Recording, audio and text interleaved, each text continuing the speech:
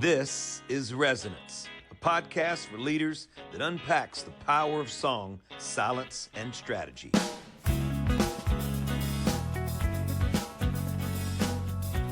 We believe that great leadership begins with deep listening, not just to others, but to the still small voice within. It's not just about being a successful leader, it's about being soulfully aligned as well.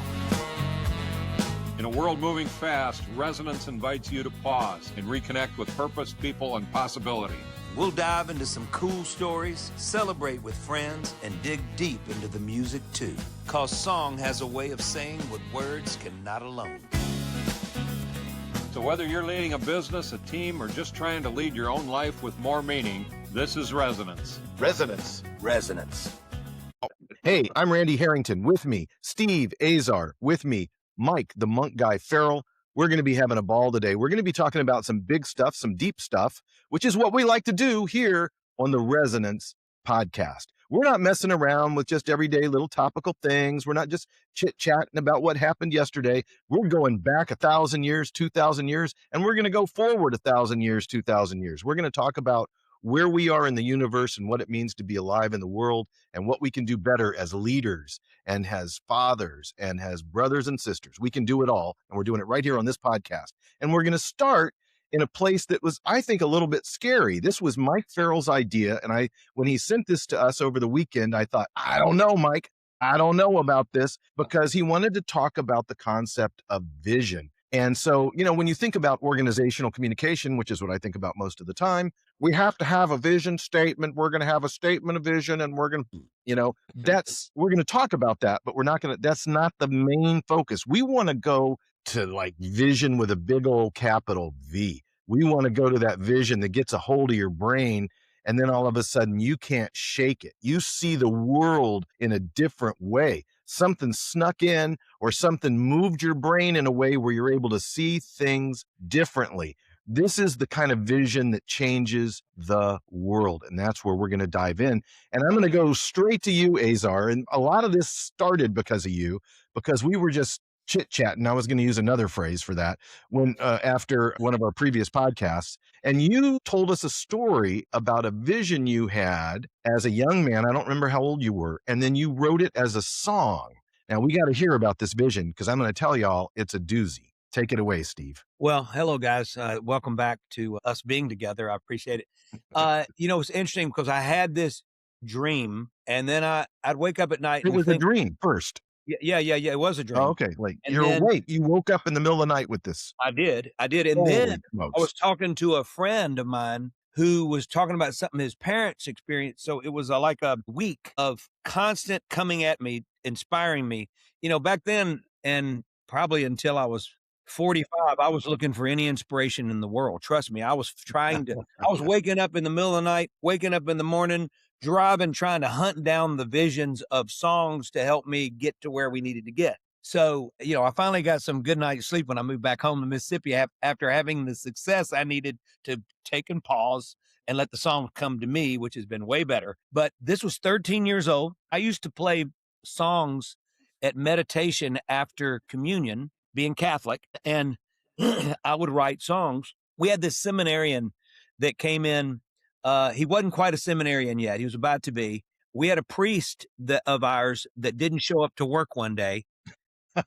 Well, he didn't show up. Somehow that sounds like the beginning of a joke. He didn't show up. He didn't show up to school one day because he ended up, he was killed. Yeah. Not a joke. No, not a joke at all. He didn't show up, and we were all sitting there going, "Where's Father Gene?" And so it was a tough time for all of us, and we really liked him. And we get this brother that comes in from Missouri, who's barely older than us, probably. I mean, we're 7th, 8th grade. I would say he's probably 20, 21, 22. He said, "Steve, I want you to start leading mass at 11:30 and the music. And I want you're writing songs. I want you to play those songs after communion." Well, this was one of those songs. I was 13. Well, no, I was 13 when I wrote it. So I was probably 14 or 15 when I first played it. And one of the priests there said I could never play it again. And wow. Before you go further, what happened to the father who didn't show up? How did he die? He was really good about helping a lot of the disadvantaged troubled kids, and they ended up turning on him. Oh, snap. Okay. Yeah. Yeah. Yeah.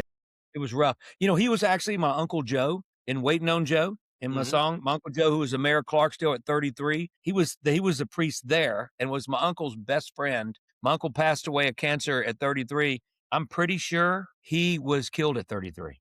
Wow. Wow. I think that was the correlation I kept hearing from my mom constantly over the years. I could be a year or two off, but they were pretty much the same age Wow. when it happened. Okay, That go was ahead. Go ahead with the story then. I just Well, needed to. interesting enough, he didn't take to me playing music. There was a group older than me that he really gravitated toward, and so he kinda left me out. So when the new guy came, Father Chris Myers, who wasn't Brother Chris Myers, he's Father Chris Myers now. He, was the one that heard me and goes, "You're gonna take over, you're gonna do this." So he was one of those guys in my life that really mentored me, and he knows it. So he's been a chaplain in the Air Force, retired now, and just amazing life Nice. of serving multitudes of levels, as you can imagine. But this song, I didn't pull it out of anytime I went to New York, LA, I tried to get a deal at 14 in Nashville, tried to get deals at 18 to 25 in New York, LA. I was close in the office with Ahmet Ertegun at Atlantic Records. I never thought to play this song because I thought it was one of my first attempts and it couldn't be that good. And I had a bad moment that told me I couldn't play the song anymore. And you called it, what do you call it? Crime tape? What do you think? Crime scene tape. Yes. So you can imagine me in 13. Well, I got to put that song away forever. I did something wrong. Yeah, wrap it in So crime scene tape.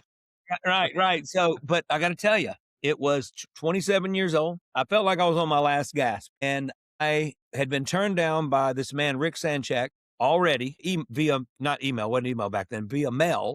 It was 1991, and I decided to go to Nashville. There were a bunch of meetings that sort of opened up, and of course, I'm playing the same stuff. Why do I go in? I knocked on his door. And I said, "Do you mind if I play you some songs?" He goes, "Well, we've already said no." And then he said, "Well, you don't look like your picture. Maybe you don't sound like your songs." I'll never forget that. Wow. What a great quote. Yeah, it didn't matter. That was beautiful. I said, "Let me in." That's what gets me in the door. Right. And I'm all in. So guess what I do? I played him the same songs that I'd sent him. And he just looked at me and he said, "No." I put my guitar, because I was used to being distraught when it came to this part of it. And so I was used to the feeling. I put my guitar in the case, I'm shutting it, and he goes, "Hey, why don't you can you play me the first songs you ever wrote?" And I looked at him and went, I like this guy. Yeah. He's a beautiful man, still a dear friend of mine. So I pull it out and I'm going, please God, let me remember this lyric. Why am I? And for some reason, the vision came to me. I better play that song. So the crime tape, as you call it, was lifted, and I'll be dog if I didn't remember every word. How'd I remember every word? And so then he goes, "Play me another." From back then, I did. I remembered it, played 3 songs. I guess I was probably 12, 13 when I wrote these songs. And he said, "You're a songwriter." And I went, "What?" And he goes, "You're a songwriter." He goes, "I want to offer you a deal." And I said, "What just happened?" So I had a meeting with Al Bonetta and Oh Boy Records, which was John Prine. Yep. And so I went there right after I played those same songs. And you know what he said? Al Bonetta said, "You're a songwriter." And I went, what is going on? So I'm going like, you're telling me that I had these songs, arguably, and coincidentally, it was the vision. And I'm going like, what in the heck? You got to be kidding me. Looking back on what I wrote at 13, I get it.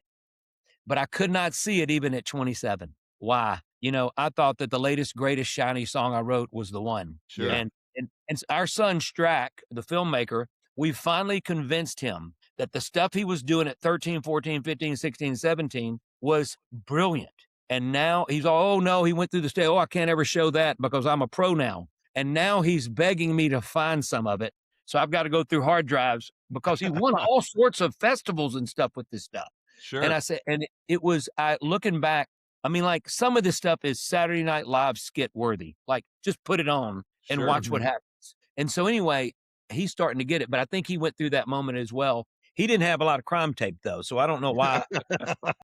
But you've talked about wanting to know the words. So you figure at 13, I guess it's pretty strange. And I guess it would get me kicked out of post-communion. It says, "One time a vision came to me in the middle of the night. I tried to run and hide. Then I opened up my eyes. It didn't go away. I was so afraid. Was this a dream or was I somewhere in between this life and paradise? Oh, it felt just like I was reaching for someone, and I had my doubts till I reached out and touched the sun.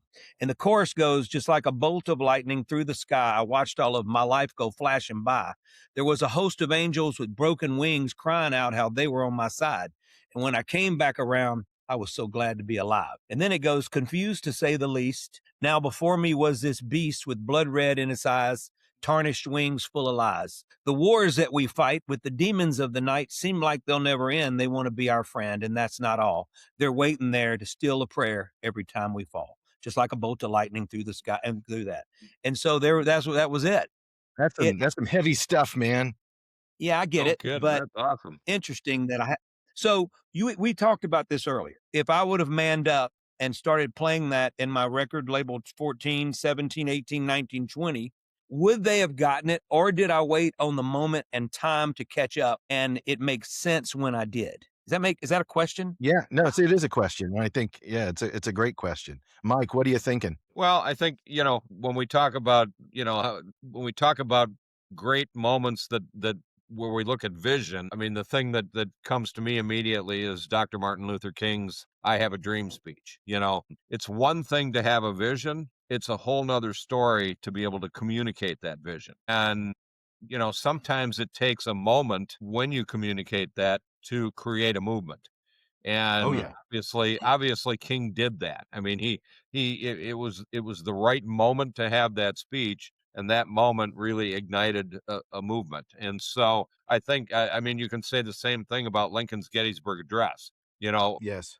The North were dramatically losing the Civil War at that point, and what Lincoln said is that, we're here to defend democracy. And when he painted that vision in the speech, it immediately galvanized the North, and they began to understand that this isn't about slavery or states' rights or anything else. This is about our democracy. And once that vision took hold, things changed dramatically, in the course of the Civil War. So I think when I work with leaders all the time, I talk about having a vision, number one, but also being able to communicate that vision, because if people can't get on board, then the vision's worthless. And so, and I know, Randy, you do a lot of work. And so the piece there that we were kicking around was, would MLK's speech have been relevant 10 years before? Exactly.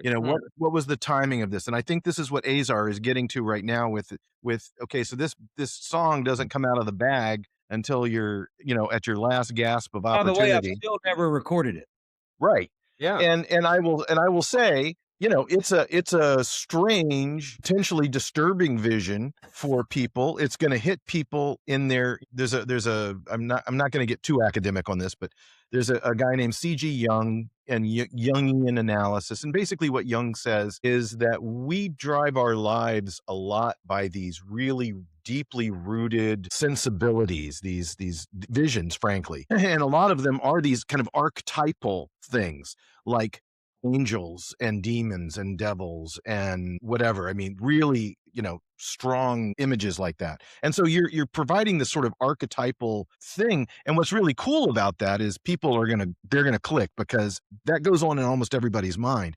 I've got a 2-year-old in my house right now. And so we're watching a lot of things that 2-year-olds like. And what I'm noticing about that is how archetypal those things are. Moana and all of those movies and things are really just these very strong images of right and wrong and up and down and good and bad and so forth. And that's what your song was really hitting at. And so to the question of, is it time for that song to come out then? Well, it's certainly, my sense was that the guy that you were talking to, and I can't remember his name, but I liked him immediately just based on the dialogue Rick Sanchek, a legendary man. Yes. So Rick is sitting there and he hears this, and I bet what he felt was, holy crap, that was authentic. Right. That came right from the soul. It was unvarnished. It was sort of pure. You didn't solve the problem of what the demons were and the angels were and what kind of a state you were in. You never resolved it. And to me, that was where it became a song, right? Is when you left room for the audience to put their own experience into it and play with those images as well. But that's not your typical, I don't even think that's gospel. Exactly. I mean, I'm sure there is gospel like that, but Well, and I think there is a theological aspect to that that can very fine. easily be. I mean, we're talking about good and evil here, Yeah, yeah. and in that song, there is very. I would argue with the priest that said you couldn't sing it anymore that you ought to be singing it a lot more because there's some great theological basis to that as well. And I think that, the other piece of this as we relate it to leadership is the commitment to the vision. I mean, so many times a leader will say, well, this is our vision going forward, and then they'll do something, you know, that runs them right off the rails that isn't even close to what that vision, ought to be. And I think that's the thing that we have to understand is that, and I think a great example of this is the conversation you and I were having earlier this morning, Steve, with your Viking show. They had a vision, you helped them create that vision, and you just got the highest rating in the history of Viking cruise lines for your one of your recent shows, and now they want to change up the vision. And it's like, I don't think that's such a great idea. So I think the vision is certainly important to keep everybody on the train running in the right direction. Right. Well, the good news is the beauty of Team Viking and those folks they're always trying to improve. Right. And I know that. And so sometimes we go somewhere where well, why do we do that? And we go back. So Yep. there's constant because they care so much about each and every passenger, like one passenger at a time. Right. It is one, but we are exactly that way. I've been that way my whole life. I don't see the 5,000 people that are on their feet. I see the one that's not. Yeah. That's always bothered me. I want them on. Where did I miss? How can I get you to understand me? And so that's always been the case for me. And so we're a perfect match and a perfect marriage. And so we'll question ourselves. I do a lot of questioning, they do. And at some point we end up being aligned, which is so wonderful. And that's why it's working. But yeah, there's always this constant, like, how can we have a vision for something new. I have a vision for something new. I mean, like, so I guess you're just trying to improve, right? Right. And it's just And human I nature. think there's a difference between improving and chasing shiny objects. Sure. And I think a lot of times, leaders chase shiny objects versus continuous improvement. And so Yeah. I think it's really important that as you lay out the vision for your business, your organization, your team, whatever the case may be, as you're laying out that vision, you've got to understand that there are certain things that you can do that are continuous improvements, but there are other things that you can do that can throw you right off the rails by chasing shiny Sure. objects. And I think that's the important aspect there.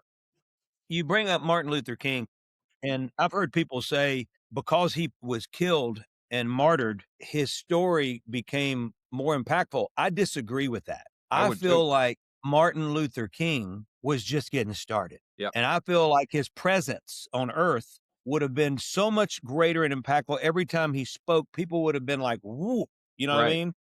And I feel like you think about what we missed Yep. and how important that message and the unity. JFK too. Yeah. Exactly. Yeah. I was just going to say that too. Both of them. It's like only the good die young, right? I mean, who Right. wrote that?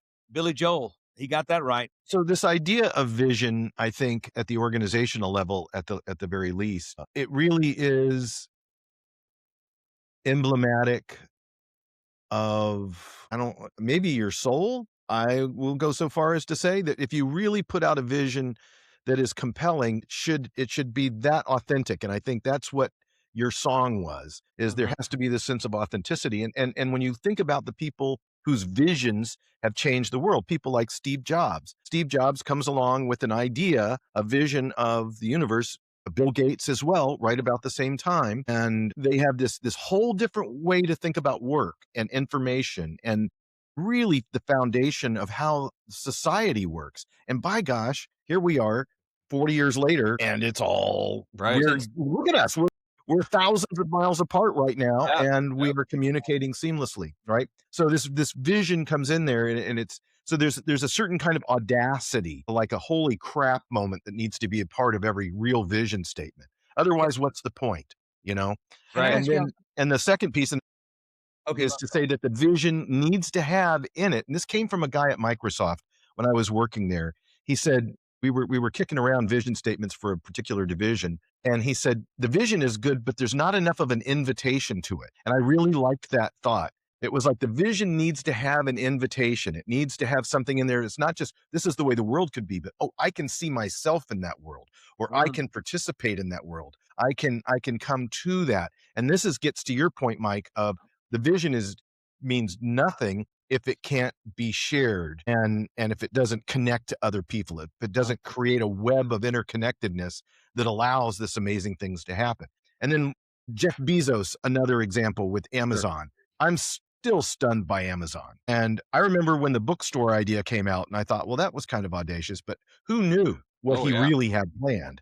Yep. It wasn't just about being able to get every book every day. It was about. Do you think his was a constant, like a new vision stacked up, that was connected? I mean, don't you think these visions were a series of a lot of moments at the right time than just one big grand scheme? I can see this 10 years later. Yeah, because the tech and the infrastructure didn't exist to allow Amazon to be what Amazon is. However, I would say, and you guys have heard me talk about this before, the idea of connecting purpose with vision, the idea of making sure and connecting it with a higher purpose vision. So we talk about Steve Jobs. Well, Steve Jobs' vision wasn't to sell a whole bunch of tech. Steve Jobs' vision was to create the greatest user experience in the tech that he was going to create. His vision was tied to this purpose of why do we exist? We exist to create that user experience that nobody else can figure out, nobody else can do. And Jobs was brilliant at that. Everything, I would argue, right up until this day, everything that Apple comes out with has a unique user experience. That's what they sell, is the experience. They don't sell hardware. There's no doubt. Everybody, I mean, it's visual. It's you touch it. Your senses get just excited to open a new Apple product. Yep. I interviewed Brewster Kell on my In a Mississippi Minute radio show and podcast a while back. Brewster Kell was the one, him and his buddy, that created and put together all this information, and it was called Alexa.com. And they sold all this information highway to Bezos, and he called it Alexa, and put it in a box. Yeah. A heartbeat box. And he's the guy. Brewster Carroll was one of the two guys. And of course, he made $1 zillion and got a ton of stock. And he's got another whole thing that he's been doing. You could see, I guess, Bezos, they came along at these different spots. He sees this and sees a vision for Alexa being something that would be compatible and move Amazon forward in an excitable way. Right. And there you go. Right. Yeah, and what would be interesting, and I don't know this, but what would be interesting is, did Bezos really have this vision right from the start? No, he probably saw that they maybe they came and sold them. I didn't ask him who came to who. Yeah. I bet they probably went to them and said, "Hey, we've got all this information. It's called Alexa, right? And .com, and it's like I'm going like, and he's going like, and it's in one place." But I didn't quite understand what was the difference between that and Google and but it was there was a difference. Right. So, anyway. But my question is, did Bezos have this vision of being the greatest online retailer ever conceived right out of the blocks? Yeah, it started with books. We worked for them I'm sorry. I'd say 3 times I worked for them. Very interesting company. Mm-hmm. And when the thing that really struck me the most, and I'll never forget it, we went to their corporate headquarters in Seattle, and it was me and 3 of my people, and we go up in this elevator. It was in downtown Seattle in one of the big, tall office buildings. We get off the elevator, and I don't know what I was expecting, but there was just this crappy little office door that said, kind of Amazon on it. It was like, wow, okay, that's weird. And we walk into this, the foyer of this thing where the people sit that tell you where you can go and what you can't do and so forth. And we walk in, and there's crappy little chairs, and there's about 6 people sitting in them. And there's a woman, and I'm not joking, she is sitting behind what looks to be a well-used 3rd grade teacher's desk. Just this big block of old wood, chunky old desk with like dings in it and stains on it, and a crappy chair. And there's a mean woman sitting there, and she asks us, do you have an appointment? And we're like, yeah, we have an appointment to see so-and-so. And she's like, well, then sit over there. This was not. Then we're walking down the hall. Somebody comes to get us, so we walk down the hall, And there's office doors, and the office doors, they had taken CDs, old crappy CDs, and they had used a Sharpie to write their name on the CD, and then they put a thumbtack in the middle of it, and that was their name on the door. Wow. You get to the boardroom, I'm not joking. You get to the board table was made of doors with like 2x4s on it. They were refurbishing everything. Yeah, exactly. I was like, what? It blew my mind. And so we get there with some of the team members, and I was like, I got to say, this isn't the image I had. And somebody leaned over and said to me that Bezos' vision was, you spend no money at all on anything unless it is directly related to the experience of the user in the retail environment on the other side. There you go. They fired people for buying houseplants. Yeah. Because that was against the grain. His was everything goes to that, and it showed up in ridiculous. So it's not like that now. They've got board tables. Right. Well, they got to spend some money. They've spent a little money. They've got like most of Seattle is now. We deal with Amazon as a seller now with I don't have to be me till Monday. Which we have ordered, by the way, and it's on the way. So. Okay, so I want to know about that experience because it'll be there in March. May not make it, right? No, let me tell you what. Gwen, my Gwen deals with this, and the other day she got really frustrated. She handles it pretty well, but we're dealing with like, they're saying one of the bottles is outdated. Well, it's got another year left. It's 18 months. They were all delivered at the same time, and they just don't believe it. I'm going like, well, what are you talking about? Also, they are extremely difficult to communicate when you first send your product. We didn't know. Nobody told us where it was going. Oh, you're supposed to read the literature. It was impossible. It's like reading 12 encyclopedias for trying to find nugget of information you're looking for. It is impossible. And then I'm going like, I mean, how dumb am I feeling? Like we felt dumb. And then just dealing with, you can finally get a face-to-face via Zoom for like 10 minutes or 15 minutes. Everything's via email. Takes a long time. These portals and all this. But as far as deliverables, we've had more situations where it wasn't 6 bottles. It was undeliverable. Well, they broke them or something happened. You can't find out what happens. And if they break something and they're the ones responsible, they just give us our money back for the actual wholesale cost of the bottle, not what we would have made selling it. Right. So there's a lot of situations as a seller. Also, our Bloody Mary mix is $12.99 in the retail store. It sells for $18.99 at Amazon, and people don't think they're paying any shipping. Yeah, you are. So the Prime people, they're saying, oh, it's our Bloody Mary mix is actually $18.99. No, it's not. There's an extra $6 added in for shipping and handling that you don't think you're paying for. Plus, they make a big chunk of ours. We end up making probably $1.20 on a $18.99 bottle of Bloody Mary mix. It's insane.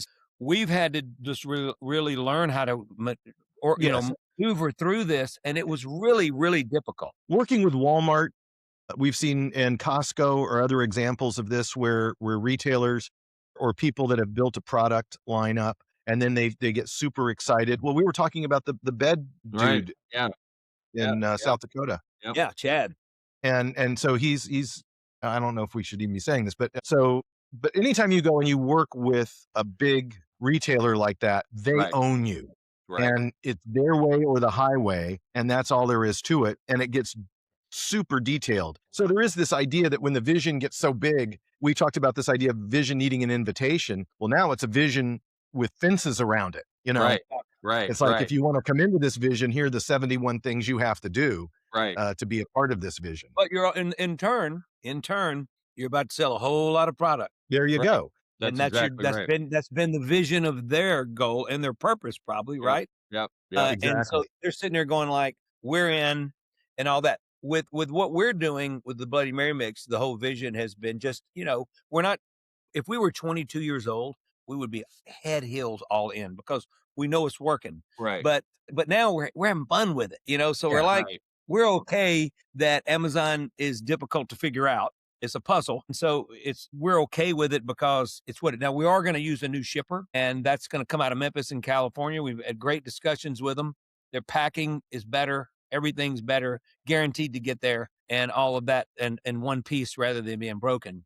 And we've had boxes show up because we ordered them to see what had come. One piece of bubble wrap wrapped around it, and a box. Oh yeah. And the bottles rolling around. Oh yeah. And how did it make it? Like, how did it make it? So anyway, interesting. So when you think about other big visions that are out there, I think the main demand is to really challenge yourself first. So you have this vision, you have this thought, and I can tell you, just like you, Azar, and I bet the same thing for you, Ferrell, you have 48 visions a day, really. Oh yeah. And then you really need to sit down and bring some rigor to understanding what's really being said here and what's really going on. And this is where I want to sort of explain that I think vision requires breadth. You've got to have a sense of horizon, kind of a panoramic sense. And I think you also need to move away from the discrete things.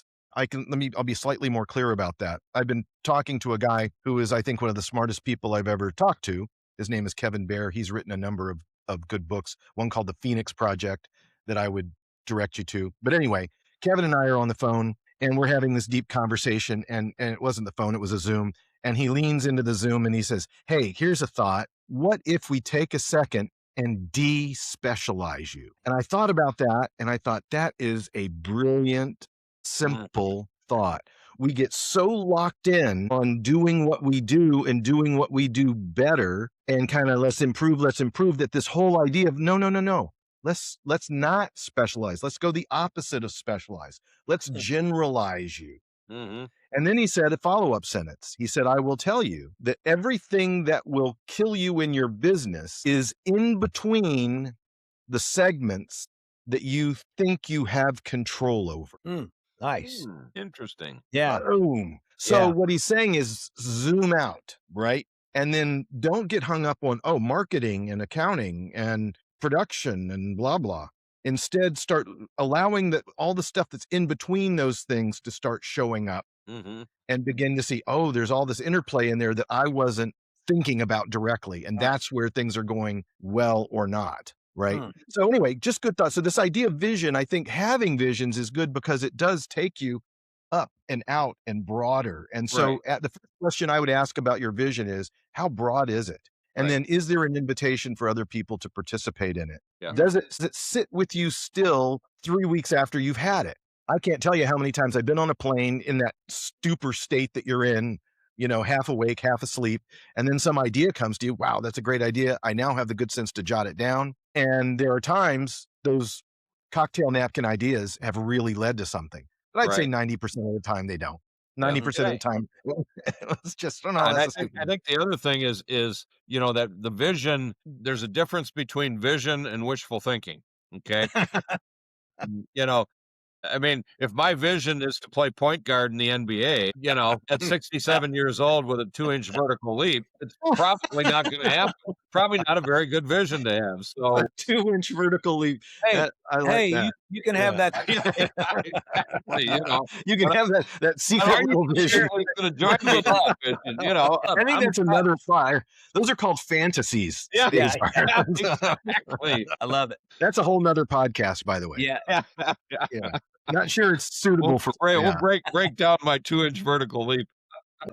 No, but I think that's the thing is that your vision needs to be something that you can pursue realistically. It's got to be something that drives you forward, not just gets you sitting around dreaming. All right, but how do you get from that? That dream, it's a dream. It's basically no way, no chance, right? To, this could really happen. Where is it where you decide to walk away from it? And where is it where you decide to head straight into the... Well, let's use the example of going from one point to another. If my vision is to go from Sioux Falls to, Greenville, Mississippi, the path is pretty clear. I'm going to follow the roadmap to that path. If my vision is to leave Sioux Falls and just wander around, I don't have much of a path to follow there. It's just, okay, wherever the spirit moves me. So I think the vision has to have some larger endpoint, whatever that endpoint is. Now, not to say that vision won't increase, but I think the vision has to at least be something that you can move forward and pursue versus something that you're just going to sit around and think about. Well, I always go call my buddies, and I have a little cadre of people that know me, and I trust them. They trust me. I'm not going to waste their time. If I call them and say I want you to hear a pitch, is usually the way I'll say it,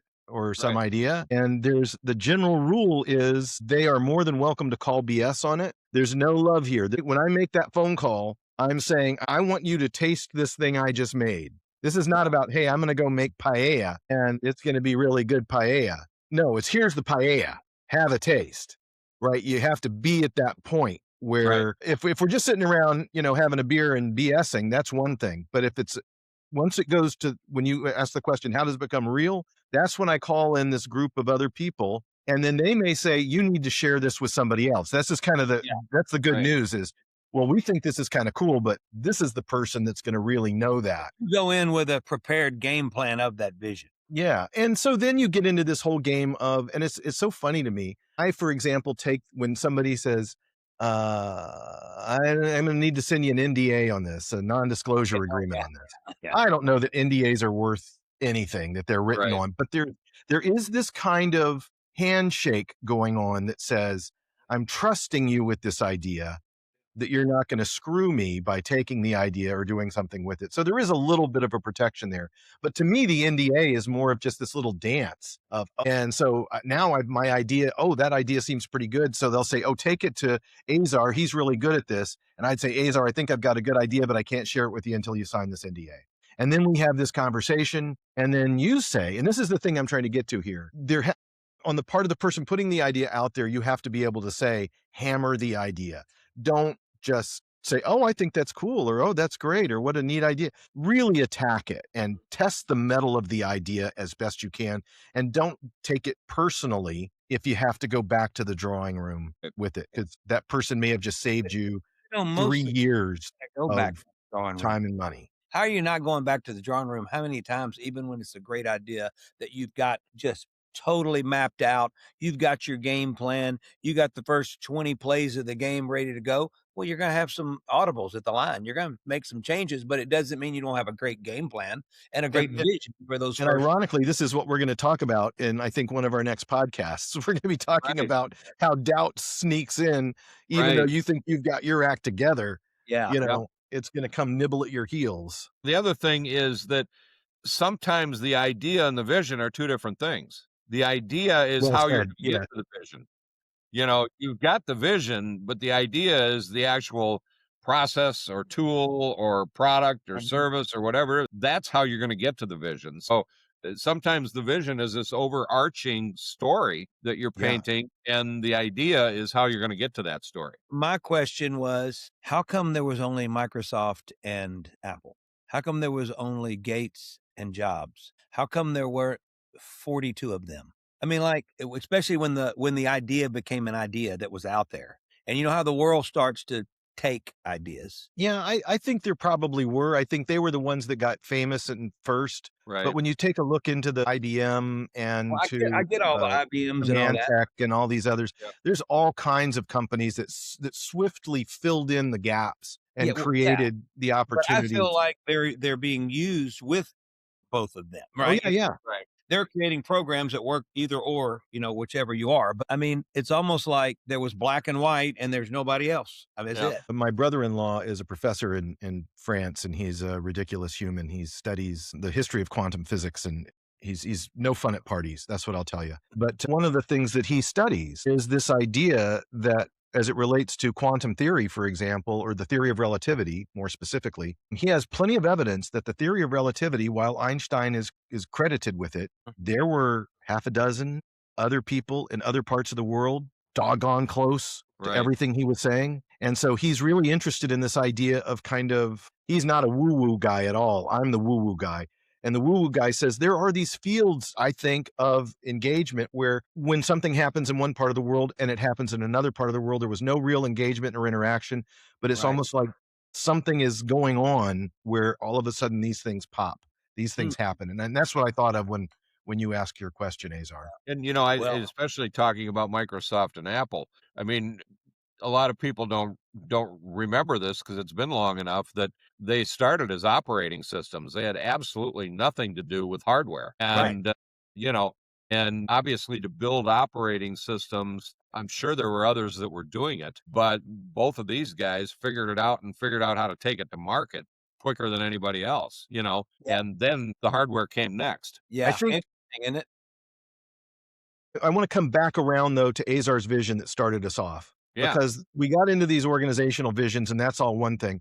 But I really do think that there is something spiritual, something about the kind of images and visions that we hold of the cosmos and the universe, our place in the cosmos and the universe, and they're significant. And I think that's what happens when you go to church, and that's what happens when you have meditation and a spiritual moment, is you're able to connect with those things. And I do think those things are connected to organizational vision. Absolutely. I think, I feel like those, if it's not in your soul down there, and I think that song, that beautiful vision that you shared with us at the top of this, it changed you. I mean, I think it was not just an expression, it was something that you've carried around literally all this time. And it may never make sense, but it certainly opens up this sense of mystery and wonder and possibility, which is always cool. Yeah, it's funny. I look back at all the songs in it, right? Probably has a lot to do with just the visual of that song.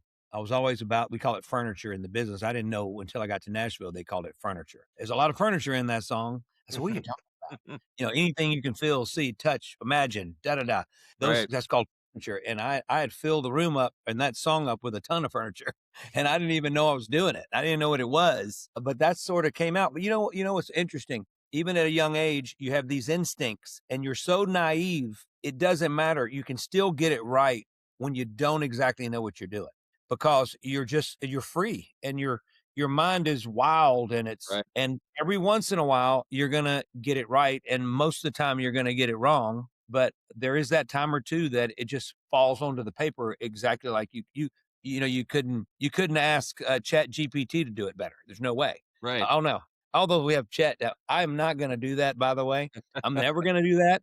And I'll probably fall way behind in the music business, but I'm not going in and asking Chat GPT to edit my lyrics. Just want y'all to know that vision will not happen. I guess it's time to wind it down, but I think about things like the difference between a vision and wishful thinking, Mike, that you have got on our chart here today. I mean, as leaders, that you have to really decipher between the two, and you got to know the difference between the two, or you're going to waste a lot of time for you and for everybody else that are depending on you. So I think that's one of the things that we got to really watch and avoid and determine when it's right and when it can be real. Yeah. I think that's important. Anything else, guys? You know what? I'll just wrap up. Go ahead, Randy. Yeah, I was just going to say, if you're an old dude, listen to the young dudes. Yeah. Benedict talks about that. Sometimes the best things that you hear are from the new monks and the young monks. Yeah. When you're a young dude, listen to the old dude. If you both do it together, you'd be amazed at the collaboration of life. Right. Yeah. One other aspect that I'll wrap up with vision is, remember that vision isn't just outward looking. Vision is inward looking. It's like a telescope. I need a gong. We need a gong. I need to whack the gong on that one. It's a telescope and a microscope. That was a gong moment. All right, Randy, bring us home. Hey, this has been great and always lovely to speak with you guys. I've had visions during this vision session, so that's a good thing. And I think it was my very, very strong Portland coffee. Yeah. But anyway, we're going to see you next time on Resonance, and you can find us all over the place, everywhere podcasts are found. And we so appreciate you guys listening. And please let us know what you think about all this and whatever comment opportunities you have. Find us also at our website, which is ResonanceLeader.com. There it is. All right. Take care, friends. All right. Thanks, guys. Talk soon.